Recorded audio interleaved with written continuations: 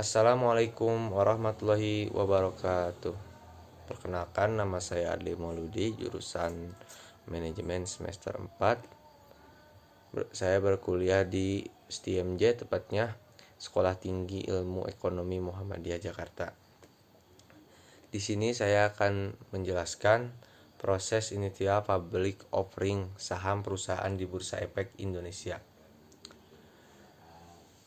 Pertama, mengadakan RUPS atau rapat umum pemegang saham, yaitu sebelum benar-benar menawarkan saham untuk dibeli oleh masyarakat umum, perusahaan mengadakan RUPS atau rapat umum pemegang saham untuk mendapatkan izin perusahaan go public.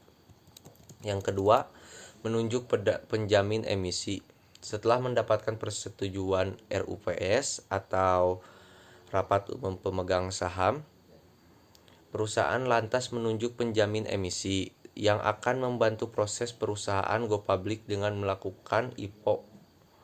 Penjamin emisi ini seringkali juga disebut dengan underwriter. Pihak penjamin emisi harus sudah terdaftar di OJK. Yang tugas penjamin emisi ini antara lain membantu penawaran saham pada sejumlah investor, membantu perusahaan menyiapkan berbagai dokumen yang diperlukan untuk IPO, membantu menyusun prospektus, merekomendasikan dan menunjuk beberapa perusahaan sekuritas sebagai agen penjual saham perdana, menjamin penerbitan dan transaksi saham perdana perusahaan. Terus, yang ketiga, siapkan laporan keuangan lengkap. Setelah itu, perusahaan menyiapkan laporan keuangan yang lengkap. Beberapa pihak yang biasanya dilibatkan dalam proses penyusunan laporan keuangan ini adalah auditor eksternal untuk mengaudit laporan keuangan perusahaan, penilai kadangkala jika dianggap perlu, perusahaan juga menunjuk pihak penilai juga yang akan menaksir nilai aktiva tetap perusahaan. Tapi penilai ini opsional, enggak setiap perusahaan ada, tergantung kebijakan dan kondisi masing-masing gitu. Terus konsultan hukum, selain penilai perusahaan, juga melibatkan pakar hukum yang berspesialisasi di pasar modal untuk memberikan legal opinion, sebuah pandangan berdasarkan hukum mengenai kondisi perusahaan yang akan melakukan IPO. Notaris untuk membantu membuat akta-akta serta dokumen yang diperlukan. Yang keempat, mengajukan pendaftaran. Setelah dokumen lengkap dan semua syarat sudah dipenuhi, maka perusahaan pun siap mendaftarkan diri untuk IPO di Bursa Efek Indonesia. Proses pendaftaran perusahaan go public ini meliputi penyampaian dokumen persyaratan pendaftaran perdagangan saham kepada otoritas jasa keuangan, penyampaian permohonan pencatatan saham ke BEI, evaluasi syarat yang sudah dipenuhi oleh BEI dan OJK. Setelah mendapatkan persetujuan dari pihak BEI dan OJK untuk menawarkan saham, maka perusahaan pun siap melakukan IPO. Nah, yang kelima, penawaran saham. Ini dia tahapan utama dari seluruh proses perusahaan go public. Penawaran saham kepada investor-investor. Investor dapat membeli saham perusahaan melalui agen-agen penjualan yang sudah ditunjuk sebelumnya. Kalau dilihat di kriteria perusahaan go public di atas, ada jumlah minimal saham yang ditawarkan pada publik kan ya, yaitu minimal 300 juta lembar saham untuk perusahaan papan utama dan minimal 150 lembar saham untuk perusahaan papan pengembangan.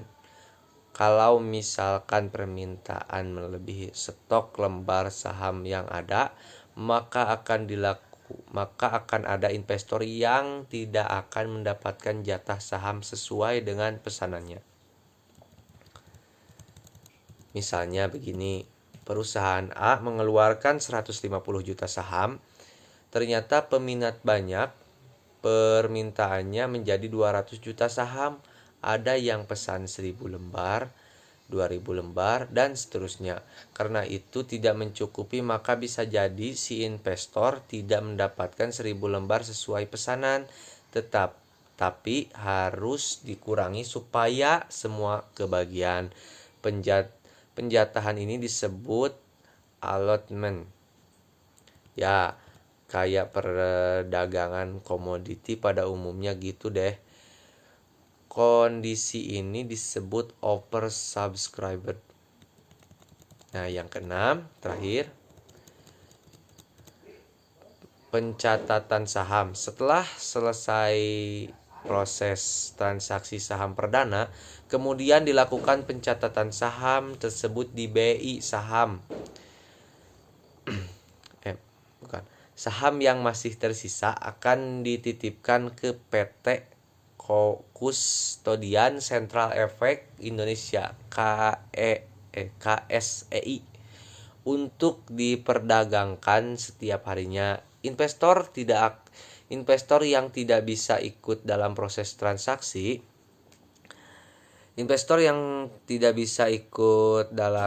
transaksi saham di pasar primer bisa ikut bertransaksi di pasar. Maksudnya bisa ikut bertransaksi di pasar sekunder melalui mekanisme perdagangan pasar modal yang berlaku, ya. Nah, begitulah proses perusahaan go public dan bisa memperjualbelikan secara umum di lantai Bursa Efek Indonesia. Cukup panjang ya, iyalah. Tapi dengan berbagai keuntungan itu, maka melantaikan saham di BI tetap menjadi cita-cita banyak perusahaan yang ingin menjadi besar.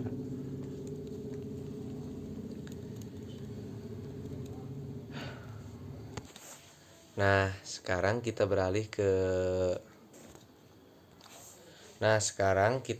ke proses penerbitan obligasi. Yaitu proses yang umum dikenal dalam penerbitan suatu obligasi adalah melalui penjamin emisi atau juga dikenal dengan istilah underwriting. Dalam penjaminan emisi, satu atau lebih perusahaan sekuritas akan membentuk suatu sindikasi guna membeli seluruh obligasi yang diterbitkan oleh penerbit dan menjualnya kembali kepada para investor. Pada penjualan obligasi pemerintah, biasanya melalui proses lelang, sedangkan bagi pemerintah daerah yang ingin menerbitkan obligasi, telah diatur oleh Otoritas Jasa Keuangan (OJK) yang mengeluarkan Peraturan OJK (POJK) tentang penerbitan obligasi dan atau sukuk daerah. Sehingga sekarang ini pemerintah daerah dapat membangun infrastruktur di daerahnya tidak hanya mengandalkan sumber keuangan yang berasal dari anggaran pendapatan dan belanja daerah APBD. Penerbitan obligasi daerah ini hanya bisa dilakukan melalui mekanisme di pasar modal domestik dalam bentuk rupiah. Nah, cukup segitu dari saya. Kurang lebihnya mohon maaf karena saya masih belajar. Cukupkan sekian. Billahi taufiq wal hidayah. Wassalamualaikum warahmatullahi wabarakatuh. Terima kasih.